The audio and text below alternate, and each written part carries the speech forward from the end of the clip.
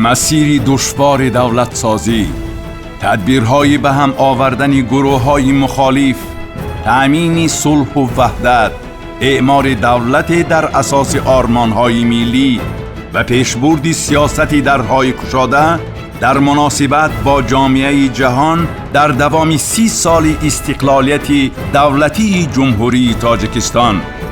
بار اول با نوارهای نادر و رویدادهای نو از روزنامه و مأخذها، دیگر سرچشمه‌ها و شاهدان واقعه‌ها در سلسله فیلمی سالنامه‌های پیشوای ملت از 30 ایول سال 2021 همه روزه توسط تلویزیون تاجیکستان ساعت 12:30 و 21:30، تلویزیون سفینه ساعت 8 و 17،